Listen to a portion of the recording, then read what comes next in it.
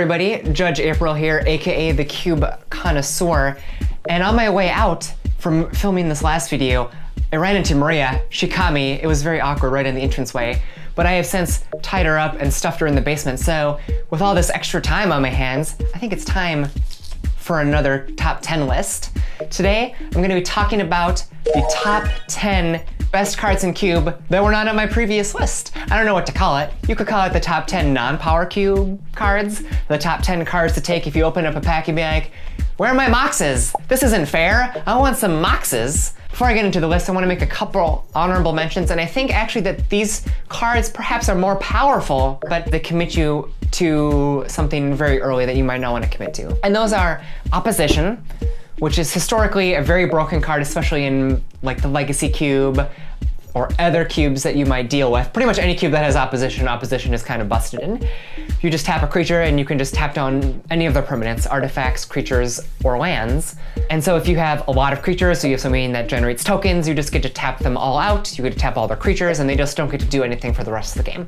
Opposition, very good. I don't know if I would pack one, pick one it if there were one of these other cards on the list, just because it forces you to be in opposition deck. Similarly, Sulfuric Vortex, which is really one of my favorite cards in the entire Vintage Cube to cast, is another one of those cards. It does 2 damage to everybody on their turn, every single turn. So you cast it on turn 3, then your opponent takes 2, then it's your turn, you take 2, then your opponent takes 2, and so on and so forth until everybody's dead. It's a lovely card. Everybody likes it. It also shuts off life gain, which historically has been one of the best way to beat the red decks. So, you know, if a red deck goes into turn 1 creature, turn 2 creature, turn 3 Sulfuric Vortex, it's very hard for them to lose because their opponent will be at a lower life total than them and they just have to watch them die, essentially. But I don't know if I would take a pack one, pick one over these other cards just because it forces you to be mono red. And you don't know if mono red is going to be open. So, number 10, Carn Liberated. Everybody knows the Carn father. He's everybody's favorite bumbling planeswalker that screws everything up all the time, every time. Who knows how many worlds he's genocided, destroyed, screwed up. It's hard. It's hard to believe. But he's a very good Magic card. Maybe Carn doesn't even have a gender. I'm not sure, I'll have to look it up. But 7 colorless mana, very easy to cast in the Vintage Cube when you've got all these colorless mana acceleration cards. It comes down and it kills their best permanent. It exiles it, or it starts attacking their hand if they're a combo deck. The fact that it can kill anything, anywhere, is what makes it so good. You know, there are other cards like Vindicate that kill anything, but they don't recur, and they force you to be in multiple colors. Carn, easy to cast. You know, sometimes you can combo it off of something like Channel, and you just get it on turn 2 and you just win the game. So Carn comes in at number 10. Number 9 is Mind Twist. Oh man, Mind Twist is a beating. It's a brutal card. Costs 1 black and X, and the opponent discards X cards at random. I cannot begin to tell you how many games I have lost in a fit of extreme rage when my opponent Mind Twists my whole hand away, and how many games I've won in extreme, intense glee because I've done the same thing to my opponent. Because it's so cheap and because there are signets, often on turn 3, you'll be Mind Twisting them for 3, or on turn 4, you'll be Mind Twisting them for 5 or something like that. But regardless of what happens, usually turn 3 or turn 4, sometimes turn 5, you just wipe away their entire hand. All of the mana acceleration preps that they've been building up to that point is useless because they have nothing to do with it. Mind Twist is just so good. Even if you don't get their whole hand, the fact that it's at random means that sometimes you just get the best cards in their hand, and it's just hard to overcome. So Mind Twist, number 9, it's easily splashable, it wins you lots of games. Coming in at number 8 is a card that I really, really like to draft because it fits in a couple different combo archetypes, and that is Emrakul, the Aeons Torn, everybody's favorite Eldrazi lady. She's so nice. She's got tentacles, I think. She's 15/15. She blows up a lot of permanents. She's very good, very hard to kill. And you can combo her with a number of cards in the cube, namely Sneak Attack, Through the Breach. She works great with Channel. Basically, I love having her because I know that I can just take her, and then if I see any of those cards, I have a deck. Or Arthur Druids is another card that really combos well with Emrakul. If you just see any of those cards with Emrakul, you just have a deck. So I really like Emrakul.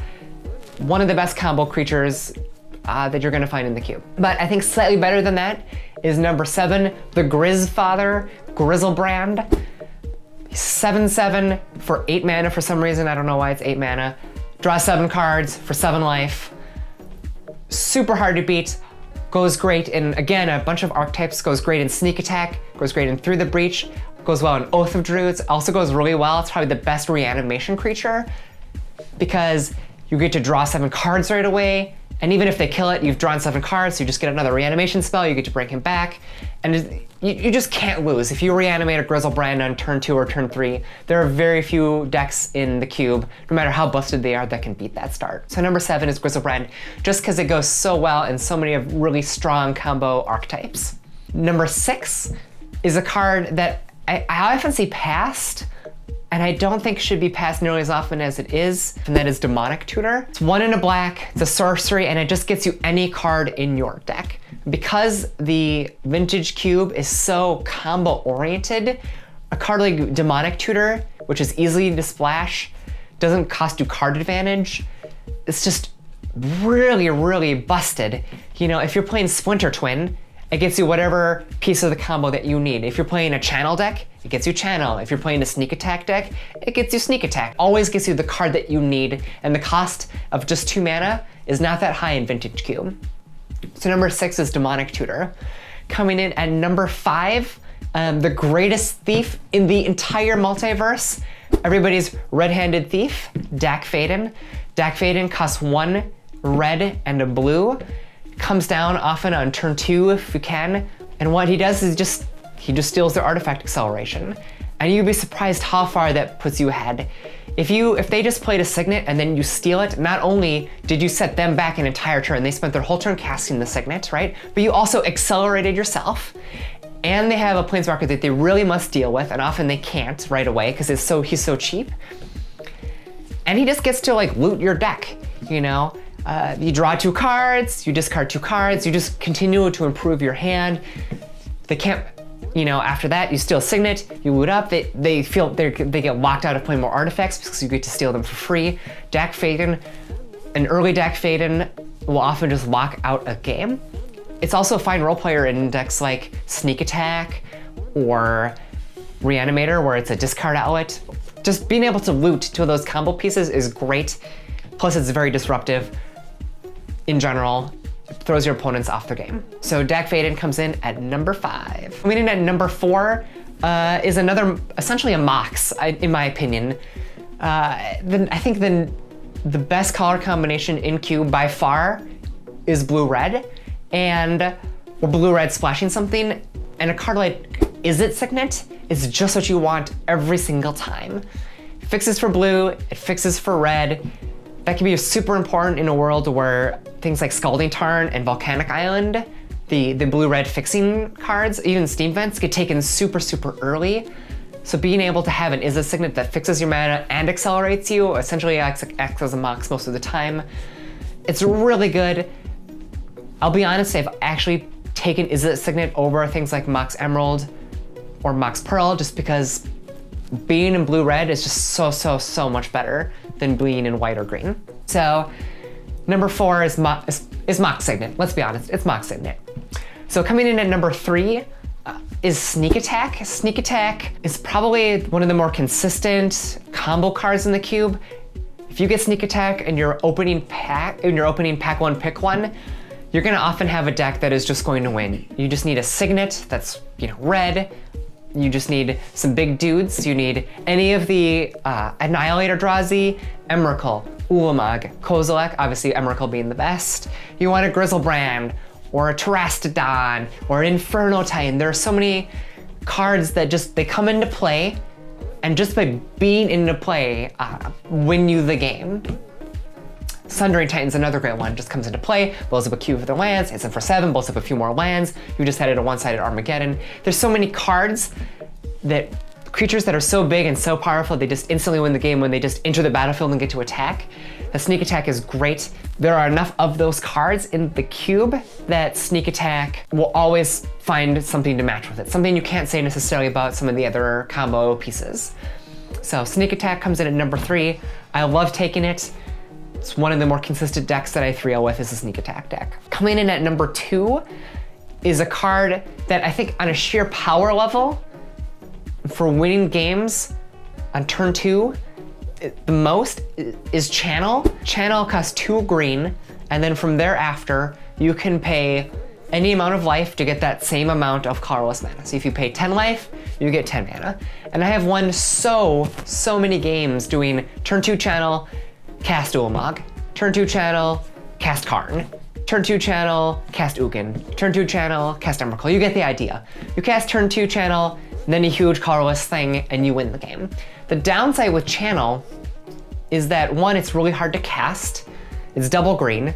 Green is the worst color combination in the cube, and if you're playing against another deck that deals out early damage, sometimes you draw Channel on turn 4, and you don't have enough life to cast the big things that you need. So when I get a pack 1, pick 1 Channel, I almost always snap it off, but then I draft super hard green fetch lands and green dual lands, so things like Bayou and Tropical Island are very important. Green fetches like Windswept Heath are very important because what it allows you to do is it allows you to more consistently get your Channel on turn 2. There's a number of black tutors, Vampiric Tutor, for example, that just get to put a card, anywhere for a card from your deck on top of your library. So if you go turn 1, fetch land, get Bayou, cast Vampiric Tutor, you put Channel on top, and on turn 2 you have Channel and you win the game. Similarly, blue works very well, especially Mystical Tutor. Again, play Tropical Island, cast Mystical Tutor on turn 1, Channel on turn 2, win the game. But you really need a lot of green duals in your deck, especially because the Channel deck is probably not going to be base green. It's a non-base green deck usually that wants to cast a double green spell on turn 2. But when you do pull it off and you cast anything big on turn 2, you're probably going to win the game. And coming in at number 1, and that's Tinker. Tinker costs 2 colorless and a blue, and you have to sacrifice an artifact, but you get to get any artifact from your library and put it directly into play. So you get a Blightsteel Colossus, you get a Mere Battlesphere, you get a Sundering Titan, whatever, it doesn't matter. You get this huge artifact very early, often on turn 2, sometimes usually on turn 3, and you just win the game. And the nice thing about Tinker, and why, even though it might be a slightly lower power level than Channel, is that it's blue. Blue is the best color in the Vintage Cube, and it's easy to splash. It costs only 1 blue. So you can cast it even if blue is like, you know, a splash color or your second color. You just have a blue signet or a few blue signets, or you have anything, like anything that gets you blue and comes into play very cheap, and all of a sudden you get a Sphinx of the Steel Wind or a Mere Battlesphere very early. You're just going to win the game. It doesn't need much to combo with it. You know, you just need even just 2 big artifact creatures, and that's often all you need. Inkwell Leviathan, Blightsteel Colossus, Mere Battlesphere, Sundering Titan. There's a lot of them in the cube. Just pick a couple of them as you're drafting, and you're just gonna get free wins occasionally. You're gonna cast Tinker, you're gonna get a huge dude, and they can't win the game. So there you have it. That's my top 10 non-power cards in the cube. You see them, draft them, you're gonna do great. I know you'll feel a little bit sad that you didn't get a Black Lotus or a Soul Ring in your opening pack, but nevertheless, if you get one of these cards, I think your draft is gonna be off to a fine start. So thank you all again for this top 10 video. Signing off. I'll see you all next time.